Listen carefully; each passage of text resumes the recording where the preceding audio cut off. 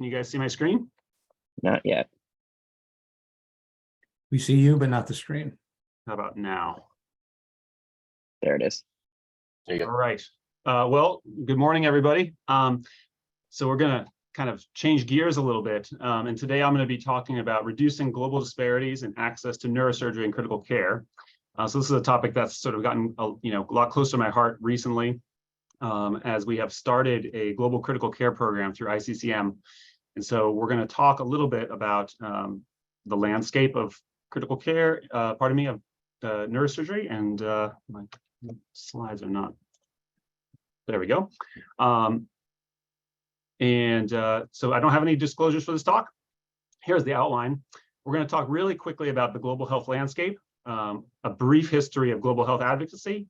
We're going to talk about the sort of shift in focus to non-communicable disease, then some global deficiencies in surgical capacity, talking about neurosurgery and critical care in low and middle income countries. And then really briefly, if we have time, I just want to talk a little bit about the work we're doing here at Mount Sinai in the global critical care program. So, we just transitioned from talking about, microsurgery in a very specific case. And I think we spend so much time focusing on the individual patients that we have that we sort of sometimes forget that we, live in this, we're in this, on this earth of 8 billion people, and most of whom do not have anywhere near the access to healthcare that we do. The global health landscape is, populated by a variety of different organizations. You have multilateral organizations like the World Health Organization, the World Bank, that work with multiple countries at one time. You have private NGOs that are doing specific types of work. Some just focusing on one problem. Gavi is an example. They just focus on vaccine development, for the world. You have universities like Mount Sinai and others that are also involved in global health activities. You have these bilateral organizations, that really work between one government and another. And this has been sort of a growing source of soft power, for large countries. Both the US and China, for example, have large aid organizations that commit billions of dollars to other countries' healthcare systems. And then, even smaller countries have a footprint, and they don't always work by giving money. So Cuba has something like 30,000 doctors that are spread through 67 countries. And this has been a major way that they've contributed to global healthcare and sort of, created relationships between them and other countries that sometimes we forget about. When we look at the global health personnel, they're very unevenly distributed across the world. What you see here is sort of a heat map of where the largest shortages of healthcare providers are. And it's mostly in Southeast Asia, Sub-Saharan Africa, and you have pockets in South America, where the ratio of doctors to patients is incredibly small.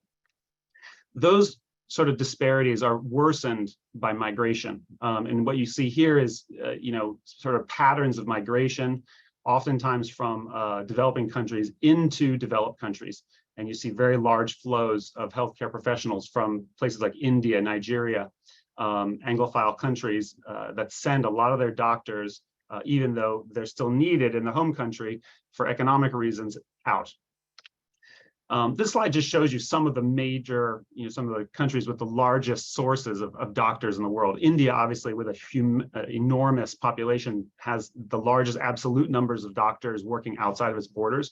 But you look at a country like Romania, and 37% of all their doctors are working outside of their country. What you don't see in this slide is, some of the poorest countries that have much smaller absolute numbers of doctors, but the percentage of which is much larger. So for example, if you look at a country like Kenya that has a population of 53 million people, they only have 360 medical graduates every year. And most recently, almost 4,000 of them were working in the UK, USA, Canada, other developed countries. And at one time, there were 2 times the number of all Kenyan doctors working abroad than all the doctors they had working in all of their referral and Ministry of Health hospitals. So it just shows you that this brain drain is an enormous problem. It's worth talking a little bit just to kind of get a sense of where international health cooperation came from. It really sort of started in 1850, where European countries got together to really discuss these cholera outbreaks that were sort of decimating the population, and more importantly for them at that time, affecting trade and commerce. In 1907, there was this effort in France to really start collecting epidemiological data throughout the world. The Rockefeller Foundation in 1913 was founded. It's still situated in New York City, and was really the largest funder of global health for the first half of the 20th century. Again, in the early 1920s, the Pan American Sanitary Code that affected sort of the Western Hemisphere got 18 countries together, was a very large agreement, an international agreement to stem the movement of infectious disease across borders. And again, this was really focused on trade and commerce, and probably was like the first real international agreement on quarantining patients with infectious disease. And then famously in 1946, after World War II, the World Health Organization was founded, that is still continuing to do tremendous amounts of work today. So global health advocacy has really focused on infectious disease for a long time. There's been a communicable disease focus because that was what was affecting the poorest countries in the world. But in the early 2000s, the Millennium Development Goals were sort of set by the UN. And then there's been this growing recognition that non-communicable disease is becoming the most important factor in global health, even for poor countries. We're going to talk briefly about the IHME Global Health, Burden of Disease Study, which is really giving us a picture for what types of diseases affect populations of the world, and sort of how much these different diseases are impacting populations. Then we're going to get into global surgery and the need for it. So, there's no story in recent memory like the AIDS epidemic. Obviously, this was an enormous story in the 20th century. What you see here is just that, with economic development, sub-Saharan Africa was really poised to make enormous gains. And then AIDS hits in the 80s, and you just see the life expectancy plummet dramatically. And as devastating as this was, the global response to it, while it wasn't as fast as we would have liked, really made an enormous difference. So, both PEPFAR and the Global Fund were large initiatives. PEPFAR being the President's emergency program for AIDS relief that was started in the Bush administration, and has really been has overseen $90 billion of US taxpayer money to help treat AIDS in Africa. And then the Global Fund, which was also designed really to tackle AIDS, TB, and malaria. And you see that with the development of those, we start to turn the tide a little bit on deaths in Africa from HIV and AIDS. Now, the Institute for Health Metrics and Evaluation around the same time in 2007 was established to really give this comprehensive picture of all the disease burden from infectious disease to surgical diseases to depression, and really try to compare them to each other to give a picture of what's affecting populations the most. This is an enormous undertaking. 3,600 researchers from 145 countries collecting data all the time. And they use this, for those of you who aren't familiar, they use a metric called the Disability Adjusted Life Year, or the DALY. And this is used to measure the public health impact to compare one disease to another. So it's basically, you take the number of people with the disease, you multiply times the duration that the patient will have the illness, and then it's multiplied by this severity score. So it does require somewhat of an arbitrary judgment so that you compare one disease process to another. And so some examples of the disability weights that have been given to various problems, you look at, one being that, so 0 being no impact and 1 being death. Epilepsy, where you have less than 1 seizure a month, gets a value of 0.263. Very severe back pain with leg pain gets a disability of 0.8384. But if your thumb is amputated, it's only 0.011, and primary infertility is like 0.056. So these are just how they compare one disease to another. What we see is that the change in healthy life years is shifting towards non-communicable diseases. So even from 1990 to 2010, we saw non-communicable disease overtake communicable disease globally as the largest source of DALYs. When we break it up into high income, low income, and middle income countries, we see that also, lower and middle income and low income countries are projected to have the majority of their DALYs and deaths related to non-communicable disease as well as we move towards 2030. So currently, globally, there's 41 million deaths from non-communicable disease, and that represents 74% of all the global deaths. 17 million of those deaths occur before age 70, but also 86% of them are happening in low and middle income countries. And it's really 4 groups of disease that account for 80% of premature non-communicable disease deaths. So cardiovascular disease, diabetes, chronic respiratory disease, and cancer. So when we look at the breakdown, cardiovascular disease is the largest contributor. So this is heart disease and stroke. Cancers, you see about a quarter, chronic respiratory disease, diabetes, and then injury is a very important contributor to to DALYs and death across the world, but especially in low and middle income countries. The Millennium Development Goals was this undertaking that the UN, so it was an initiative started in 1999. The idea was to get all the governments of the world to try to address extreme poverty and the contributors to it. So it involved 191 member states and 22 international organizations. So it was really pulled together a tremendous number of different people. This was under the leadership of Kofi Annan, then Secretary General of the UN, and a local economist, Jeffrey Sachs, who's at Columbia, was sort of popularized. He was one of the major supporters of this project and was really talking about how to end extreme poverty in the world.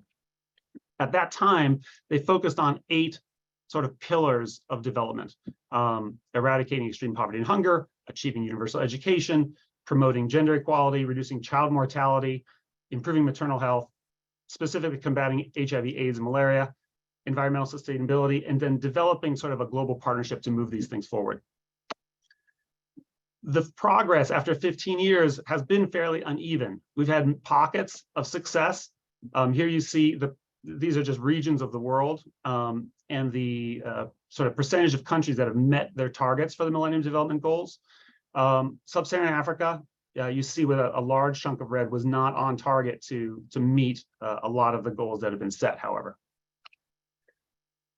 Can't talk about this without talking about enormous shifts in poverty across the world. At the same time, there was this sort of concerted effort at the level of the UN to move development forward. There was also tremendous changes taking place in economies of developing countries. So in the last 40 years, China alone has seen 800 million people lifted out of poverty. I mean, it is a story like no other in terms of economic development. But this is not just confined to China. India has seen its proportion of households in extreme poverty fall from almost 50% to about 10%. That's an absolute reduction of 480 million people. In Latin America also, although their poverty level was a little bit higher, $4 a day, there's still significant reduction from 45 to 25% over a 15-year period or so. So now we're moving into a new cycle of development at the level of the UN, and it's gotten a lot more complicated. Instead of 8 pillars, the next 15-year cycle has 17 different pillars. I'm not going to go over all of them, but the one we want to focus on is really good health and well-being. That development goal has been then now divided or just into sort of multiple sub-goals. And so here we see the Sustainable Development Goal for good health and well-being, and we're going to focus on the 4 that are relevant to our group, which is achieving universal health coverage, reducing deaths due to road traffic accidents, ending preventable deaths under the age of 5, and then reducing premature mortality from non-communicable disease. So at the same time, the new cycle of development goals was sort of launched. The Lancet Commission published a report on the burden of surgical disease. And this was a very influential paper that really sort of gave a sense of where the deficiencies exist in providing surgery. So currently, it's estimated that about 5 billion people do not have access to any sort of safe, affordable surgical, obstetric, or anesthesia care. Basically, there's 143 million additional surgical procedures that are needed in low and middle income countries to save lives and prevent disability. So that's sort of the shortfall. and about 33 million individuals would face catastrophic health expenditure due to payment for these things, for these services. The conclusion is that we really need to invest more in surgical services in low and middle income countries, that it's affordable, can save lives, and promote economic growth at the same time. The conclusion is that this surgery is also an indivisible and indispensable part of healthcare. They really cite the lack of access due to issues of affordability, safety, timeliness, and capacity. And unlike vaccine development, which I mentioned earlier, there's no body that sort of supervises the rollout of surgical care across low and middle income countries. Now, there is a global neurosurgery initiative at Harvard that has published a similar report focusing just on neurosurgical disease. So currently, it's estimated that about 23 million patients annually require a neurosurgical evaluation in low and middle income countries. About 14 million of those would require an actual neurosurgical intervention. And in low and middle income countries, it's really head and spine injuries that make up the highest proportion of this unmet neurosurgical burden. So about 5 million cases a year is estimated. There is this framework recommended by the Lancet Commission called the NSOAP framework. It stands for National Surgical Obstetric and Anesthesia Plans that, for stakeholders within ministries of health at the country level to help develop these surgical services. And they focus on these areas: infrastructure, the development of the workforce, service delivery, financing, information management, and then governance. When you look at the domains of this NSOAP framework, they focus on these areas. So surveillance means creating trauma registries, innovation in the electronic medical record, or in the absence of the electronic medical record, I should say. Prevention, so at the policy level, instituting helmet laws, road maintenance, and infrastructure to make things safer. The pre-hospital system in many countries is very undeveloped. So, we need to develop an emergency medical system and then trying to reduce the time to a neurotrauma facility to under 4 hours. The surgical system itself, the recommendations are to embed a neurotrauma service in this universal healthcare package so that people have access to neurotrauma care. Put a CT scanner at every neurotrauma facility, an ICU at every neurotrauma facility, and try to level up neurosurgeons so that you have one neurosurgeon per 200,000 population. We're going to talk a little bit about task sharing. There's also a recommendation to leverage telemedicine and then create a standard surgical equipment, standard set of surgical equipment. And then finally, sometimes we forget about this, but rehabilitation is very important. The goal is to create 60 rehab beds per million population, embed it in the universal healthcare system, and then promote family and community involvement.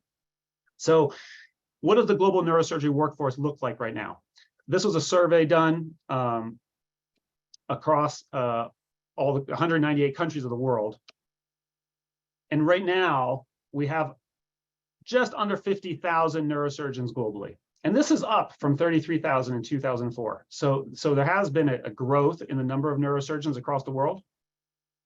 The median density, again, this is all countries, both high income and low, is about 3.56 neurosurgeons per million population. However, there are 33 countries of that 198 that have 0 neurosurgeons in the whole country.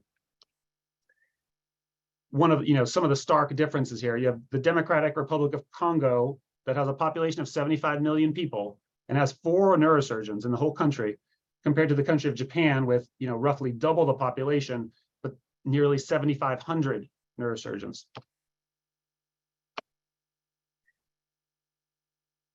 It's estimated that the whole world would need another 50,000 neurosurgeons to really meet the need. So how can we do that? This also does not take into account the shortages of ancillary staff, infrastructure, and supply chains. When you look just at the number of surgical cases per neurosurgeon in a country, again, the heat map shows sub-Saharan Africa being particularly affected. You have other countries like Myanmar, that have an extreme shortage. And so it's sort of as it maps onto the shortage of physicians in general that we saw earlier. When you kind of change the way the map is shaped to look at the number of neurosurgeons in the individual countries or areas, this is kind of what it looks like. So you have kind of a bloated neurosurgical population in absolute numbers in China, India, and Japan, and the US and Europe. And then Africa becomes incredibly thin with its population of neurosurgeons. So what are the actual needs? If you look at the number of cases per year, this was an attempt to sort of look at the number of neurosurgical cases across regions. And you see the number of neurosurgical cases needed are highest still in Southeast Asia and the Western Pacific. And about 1 million cases a year in Europe and 665,000 cases in the US. When you look at the types of cases that would be needed to be done, TBI still represents the largest share, with burr holes, craniotomies, and craniectomies representing 45% of all the needed cases. And then you see the other types of surgical cases that would be needed. So now I want to talk a little bit about some approaches to addressing this burden.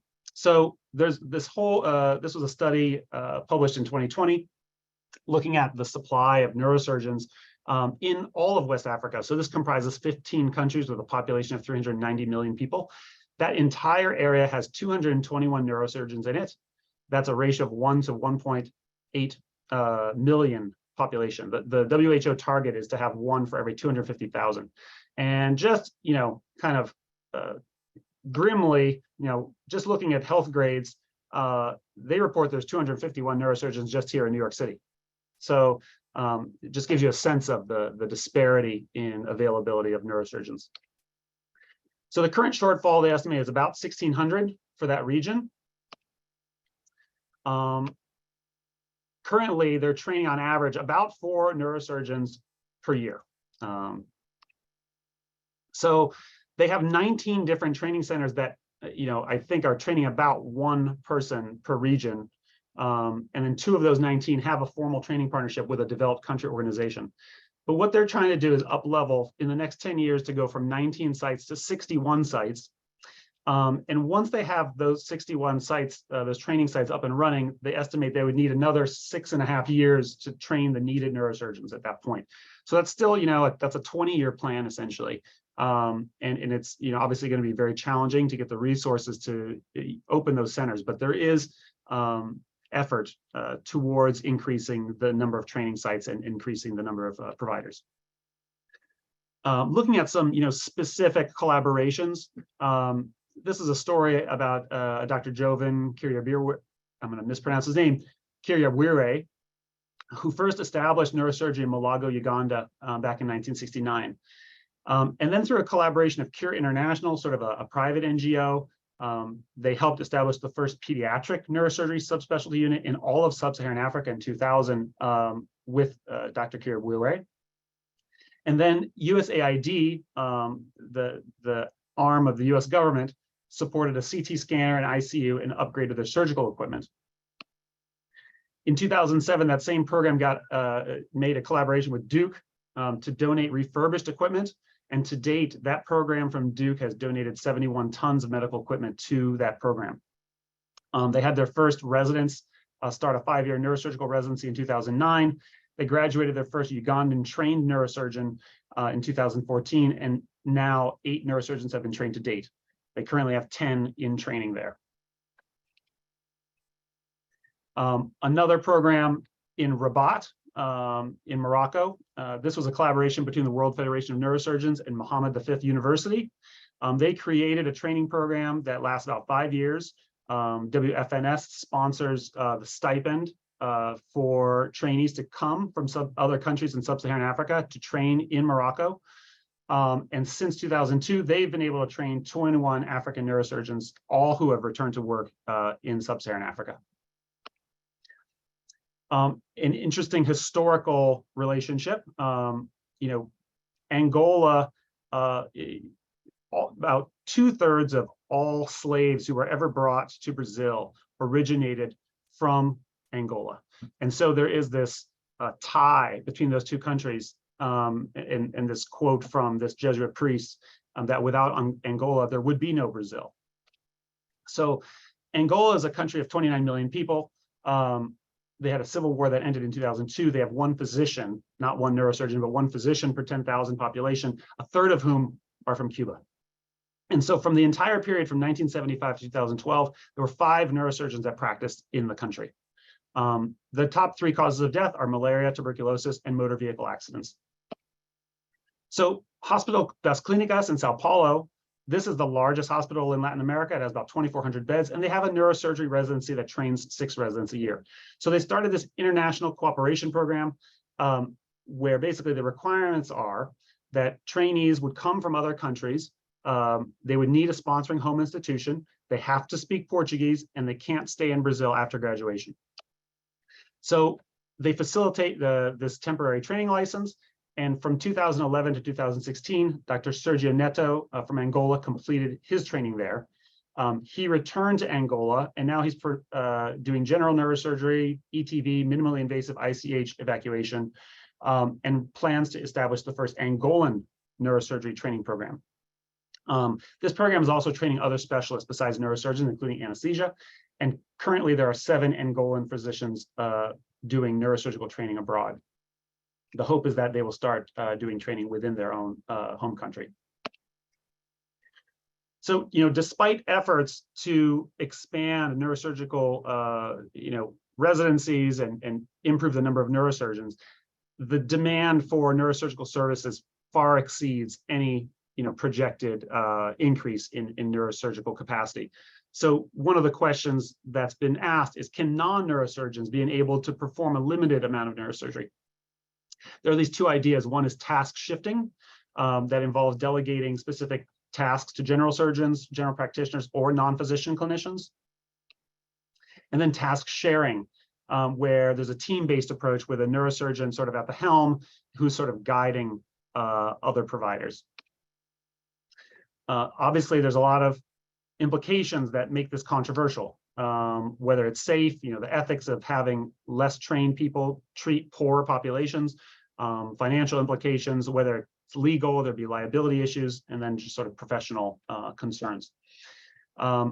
Robertson sort of did this questionnaire asking both surgeons and trainees about their perspectives on neurosurgical task shifting and sharing.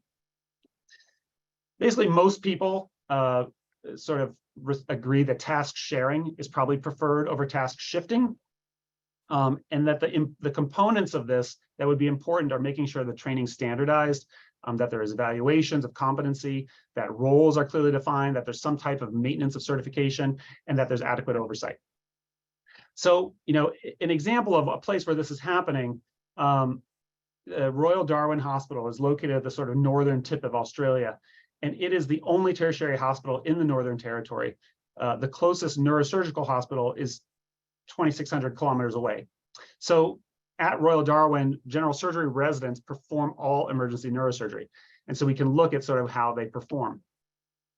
In the last 6 years, they performed 195 procedures, the largest proportion of which have been subdurals and acute on chronic subdurals. But there's a smattering of other types of cases that they've done as well. Basically, there are 49 craniectomy cases. You can see the 44 burr holes, 37 craniotomies, 32 EVDs, and 9 suboccipital craniectomies. They've had 28 returns to the OR, 12 of which for acute subdurals during that period.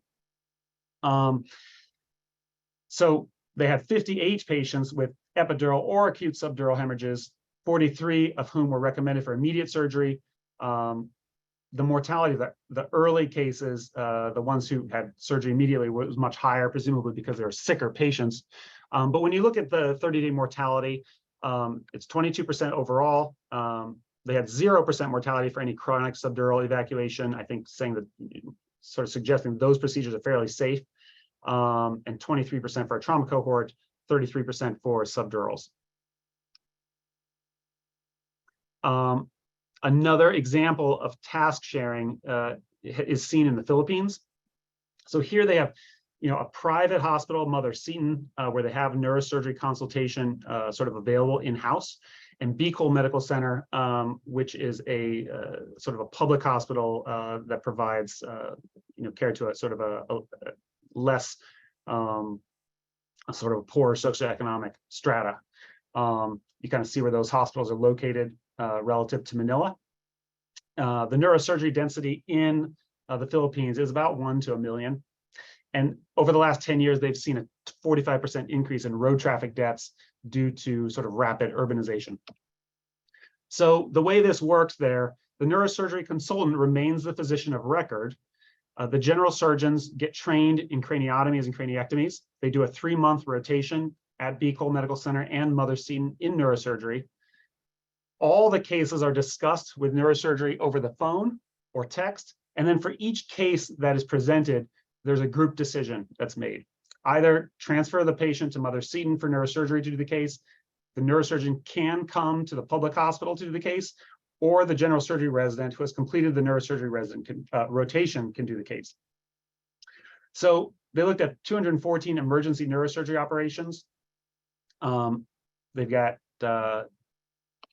and here's basically the breakdown of the two groups. So when the neurosurgeon performing the case at Mother Seton, the average age is a little bit higher. There's a much higher proportion of road traffic accidents being done at Beacol, where the general surgery residents are operating.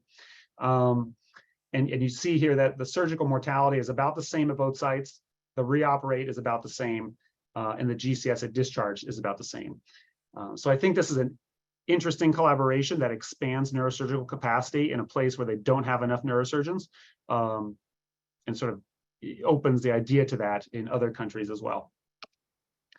So briefly, I just, with a few remaining minutes, I want to talk a little bit about access to critical care as well, because ICU care is also, as you can expect, in very short supply.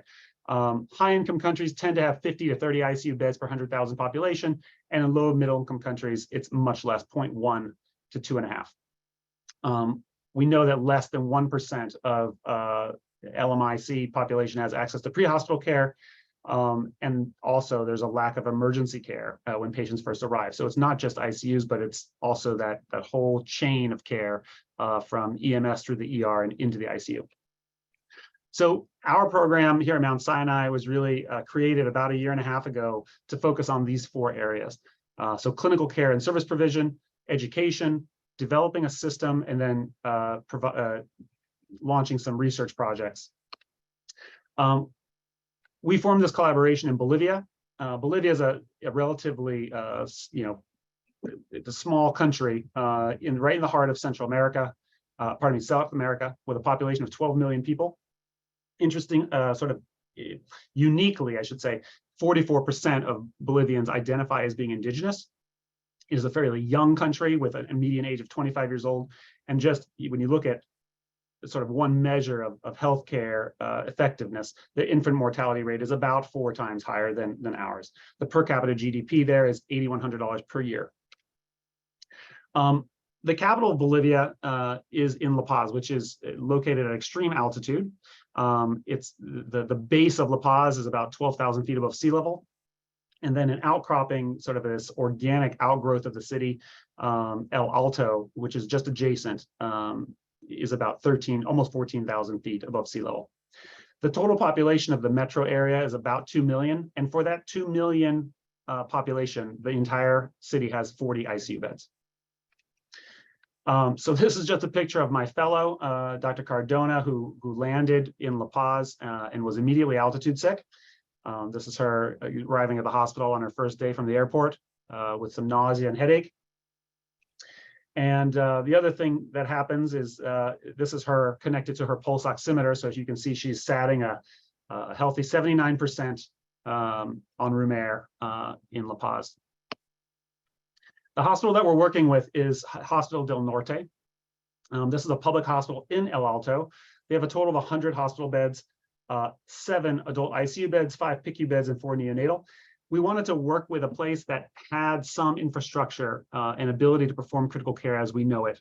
And this place has consultants, including neurosurgery. They're not as readily available as we have here at Sinai, but there is the availability to reach out to those specialists.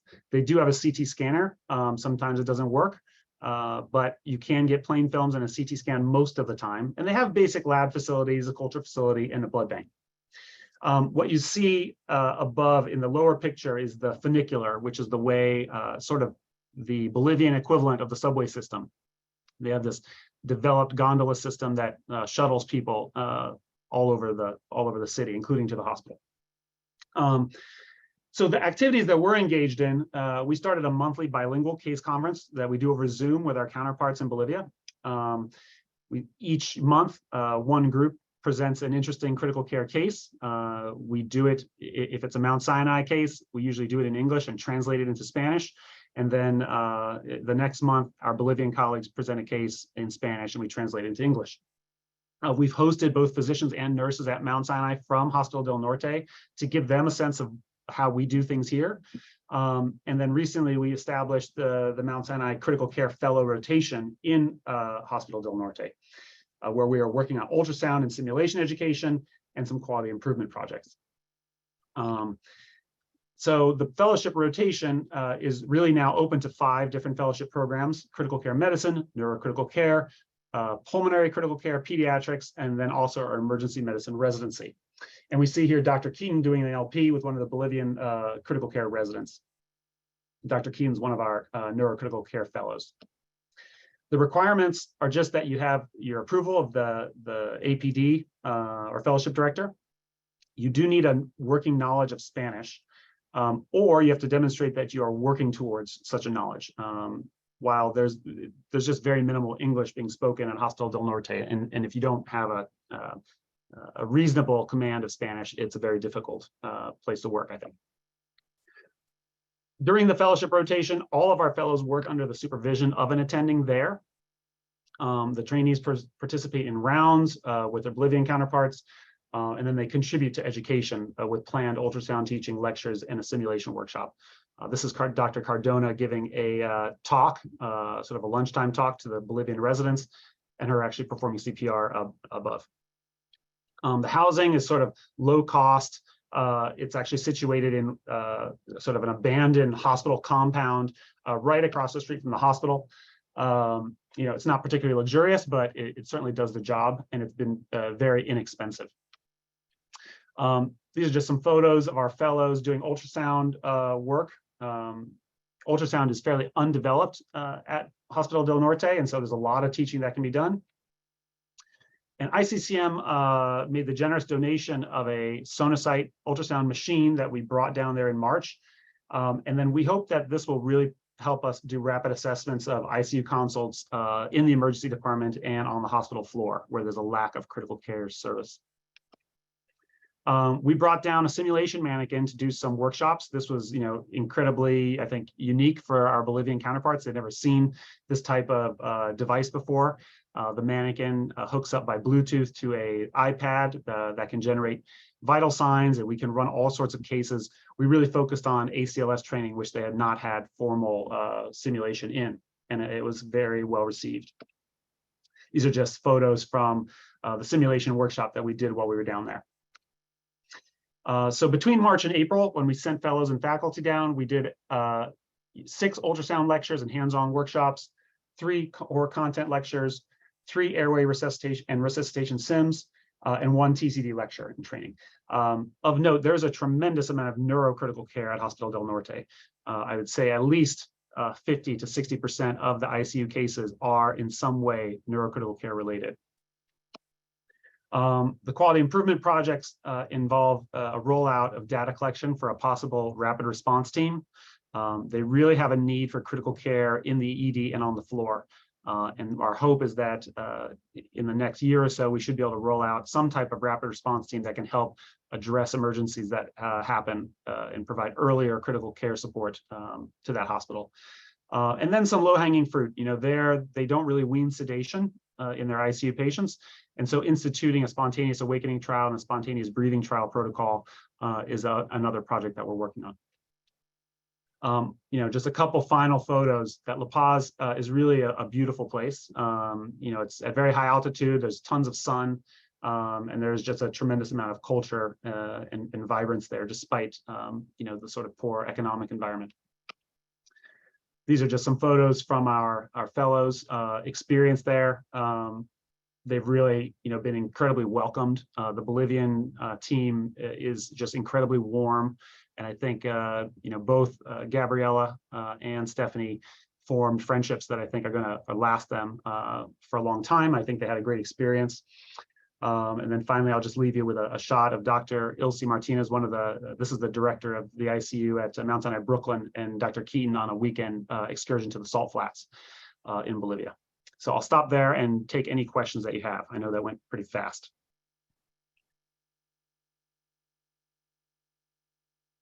I had one, Cappi. How did you choose to partner with this particular group in Bolivia? Yeah, so that's how that came to pass was, I started reaching out to different leaders in the critical care community in South America. We decided South America mostly because we wanted there to be the ability to speak to the patients. That was one, and I think there's the highest percentage of doctors that have some command of Spanish.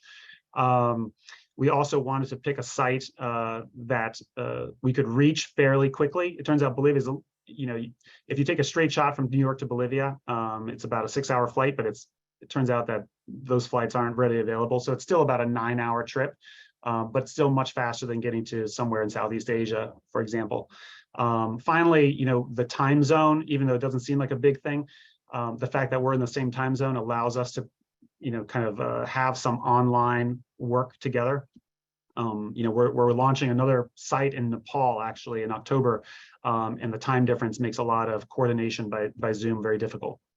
And ultimately, it was less about, we wanted a country with need, and Bolivia certainly fits that profile, but we also wanted to pick a site both where they had some infrastructure in place, but there was still need, right? There's kind of a sweet spot there. We didn't want to go to a place where they had no imaging, no pumps, essentially no infrastructure, nor did we want to go to a place like Clínicas in Sao Paulo, where the level of ICU care is essentially equivalent to what we do here in New York.